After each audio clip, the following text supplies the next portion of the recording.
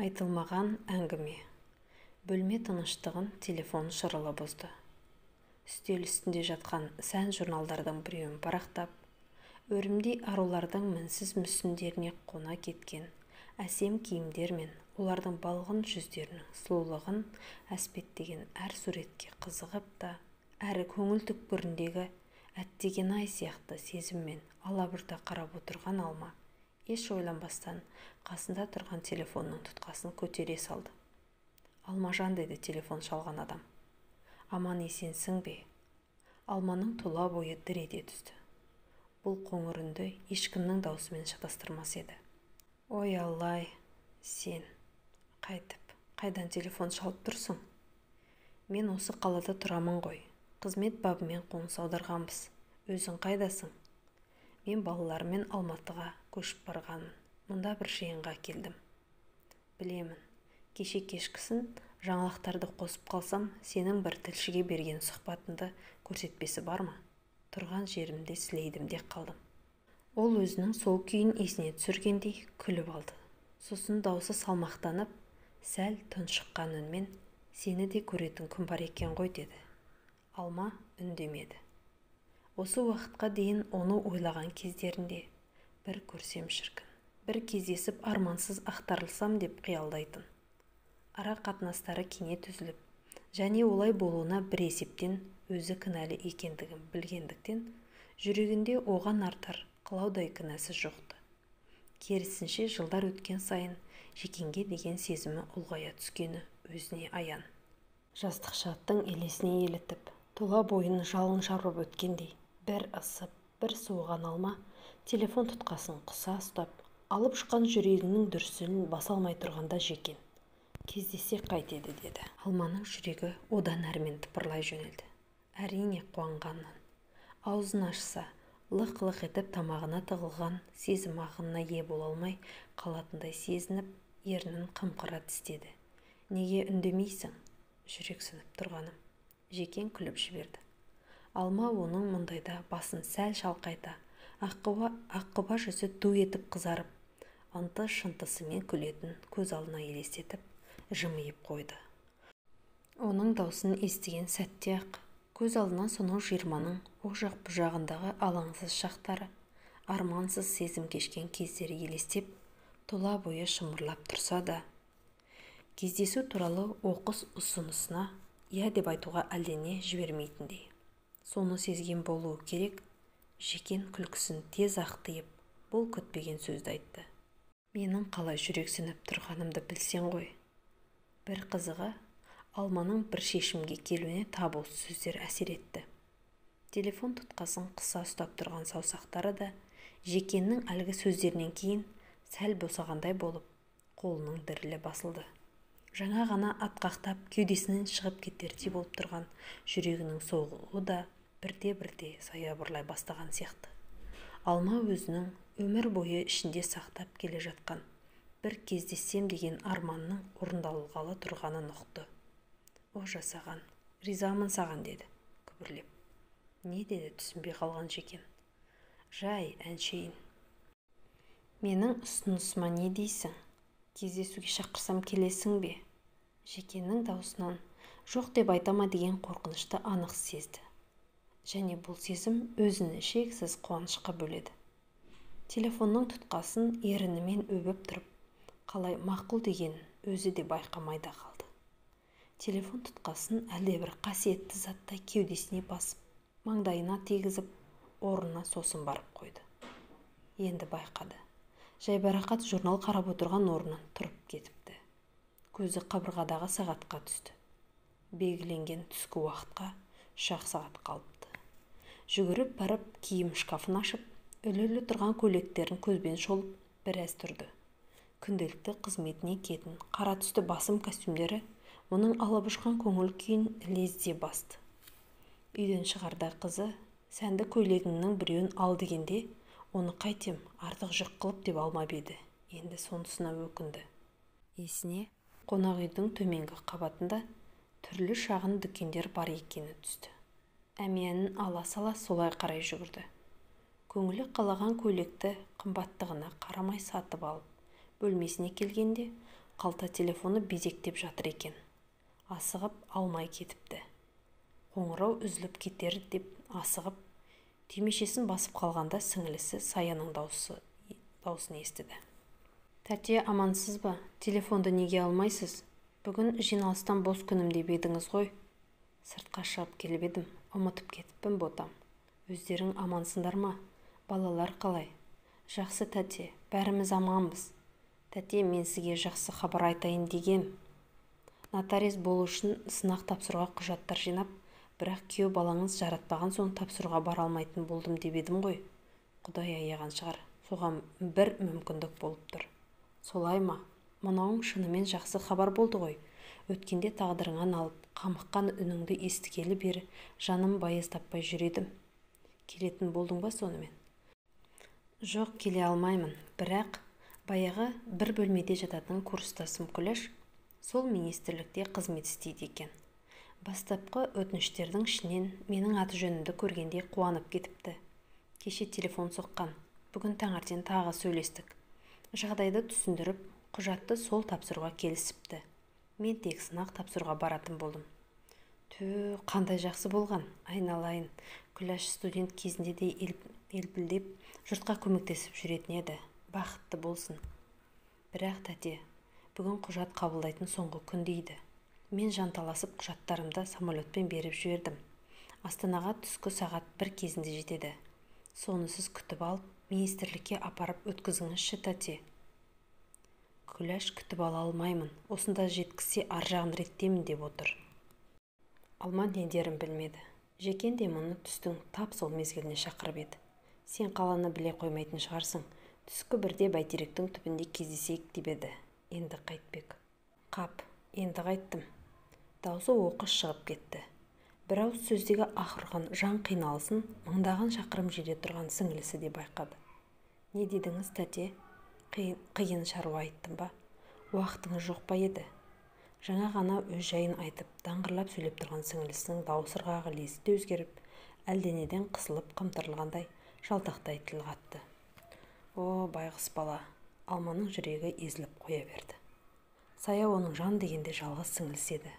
Бұл баланың тұңғышы болса да, одан кейінгі бірнеше бала бірінен кейін бірі шетінеп, әке-шешесінің көзінің жасын құрғатқан сүткен желері еді. Әттең, ол екеуі де Саяның бой жетіп, тұрмыс құрғанын көре алмады. Әкесін арқаланып, анасының мейіріміне шомылып өскен балаларда емес. Сая жастайынан жұрттың көңіліне қарап, қабағын бағып тұратын. Міне, қазір де сөйтіп тұр. Сіңілісінің мұндайда бүгіжіктеп сөйлеп, жаутаңдап қарайтын көз алдына елестетіп, Алманың жүрегі қарс айырылардай болды. Жаңа ғана алып ұшқан көңілі су сепкендей басылып, өмір бойы аңсап келген сәті туды ма дегенде, мына бір жайдың оралғы болғанын ойлап, өзегі өртеніп тұрса да, бара алмаймын, уақытым жоқ дей алмады. Жоқ, жаным, о не дегенің? Күтіп алам ғой, алаңдама. Тәте, Сая қипақтай үн қатты. Тәте, әлде қандай шаруаңыз болса, бармай-ақ қойыңыз, келесі жылы-ақ тапсырармын. Қой, сәт түсіп тұрғанда тапсырып ал. Келесі жылы заман қандай, заң қандай болады. Ал мен жиналып шығайын. Бұл жақтың әуежайы алыс екен, жетуде оңай емес. Солай деді де телефон түймешесін басып, сылқ етіп отыра кетті. Көзінен ыршып кеткен жас жүзін жуып, иегінің тұсында дірілдеп тұрып үзіліп түсті. Әттең-ай, бағана Жекен телефон соққанда асып сасқаны сонша ұялы телефонының нөмірінде сұрамапты. Оның да есінде болмаса керек. Енді қайтеді? Оқыс шаруа шығып қалғанын қалай білдіреді? Тағы да алдағандай болды-ау. Қабырғадағы сағатқа көзі түсіп еді, самолеттің келетін уақыты да тақап қалыпты. Тез-тез киініп, сыртқа шыққан бойда алдына көлбеңдеп келіп бір машина тоқтай қалды. Қонақ үй маңын торуылдап жүретін көп таксидің бірі екен.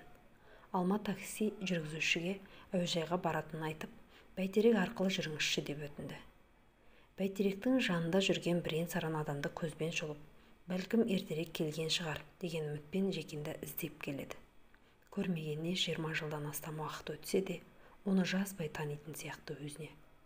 Мүмкін сәл толған шығар деп ойлап қояды. Әлде азып кетті ме екен? Бәлкім мұрт қойған шығар дейді тағы бір ойы.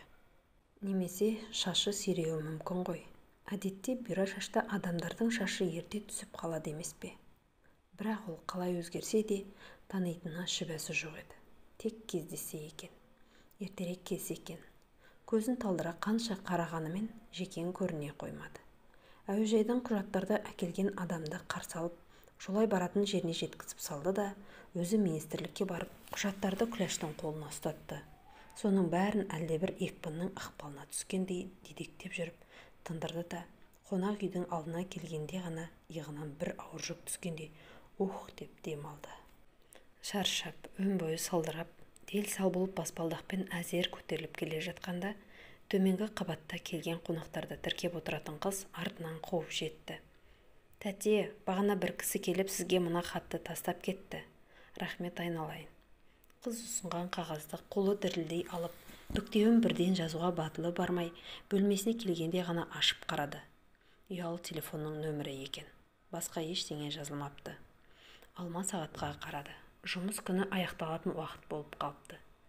Қазір хабарласқаным жөнсіз шығар деп ойлады Алма. Жұрттың бәрі өзіміз сияқты жеке тірліктерін істеу үшін жұмыстың аяқталуын тықырши күтіп отырады емес пе? Оның да бір жоспарлары болса кедергі болармын. Әдейі келіп телефон нөмірін қалдырғаны хабарласуымды күтетінін білдіреді емес пе? Деді екінші бір ойы. Мана телефоны жоғын-ай деп өкініп едім ғой. Міне телефон нөмірі қолда. Енді не керек? Өз ойымен арпалысып тағы біраз отырды. Ақыры жүрегінің дүрсілін басып, қағаздағы нөмірді тере бастады. Телефонды құлағына тосып біраз тұрды. Қоңырау барып тұрса да, дереу жауап болмады. Қоңырау 3-4 рет қайталанған кезде ар жақтағы адам жауап та берместен үзе салды. Түсінсе бұйырмасын. Бұл білетін жекен өзгеріп кеткен бе? Мұнысы несі? Бейтаныс қалада іздеп тапқан өзі. Қонақ үйге келіп телефон нөмірінде қалдырған өзі. Енді неге жауап бермейді? Сөйткенше болған жоқ. Шиқ-шиқ етіп дыбыс білдіріп телефонына хат келіп түсті. Жиналыста отырмын, шыққан соң хабарласамын депті. Бәсе, солай екен ғой.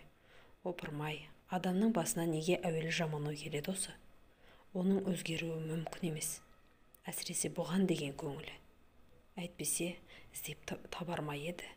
Кездесуге келмеген кезде қолын бір сілтеп кете салмай, қонақ үйге келіп телефон нөмірін қалдырар ма еді?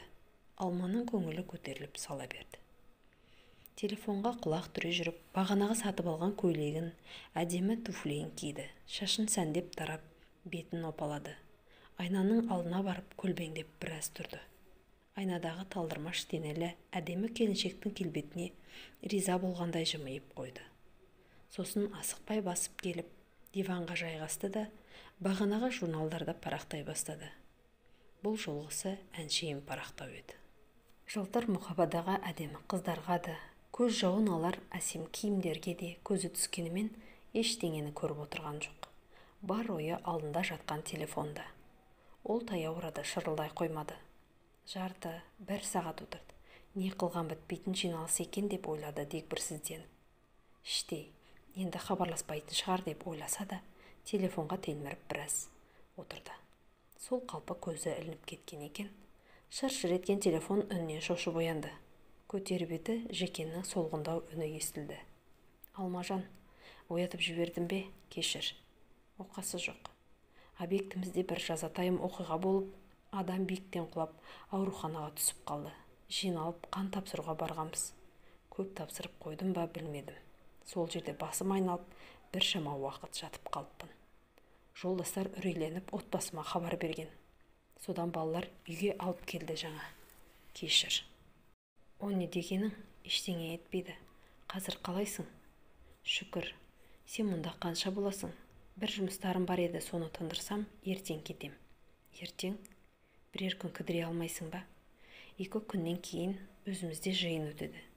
Мен осында бітірген жұмыс туралы есеп беруім керек. Мен таңертең хабарласайын онда. Міндетті түрде кездесуіміз керек. Жақсы, менің де саған айтатын әңгімем бар. Түнің жайлы болсын, сенің де. Ертеңге жоспарлаған жұмысы Алма үшін аса маңызды еді. Егіз қозыдай бірге өскен досы Айшаны біраздан бері науқас деп еститін. Екеуінің ара қатынасын білетіндер құлақ қағыс етті. Телефон соғып, өзінен сұраса, сырға қысып, басын ашып ештеңе айтпай қойған соң, осы жинасқа бір жағынан соны көру үшін де келген. Күбір сөз бекер шықпаған екен. Айша қатты азып, көзі шүңірейіп кетіпті. Мұның мамандарға көріну туралы ұсынысына елпете қоймаса да, үзілді-кесілді қарсы да болған жоқ.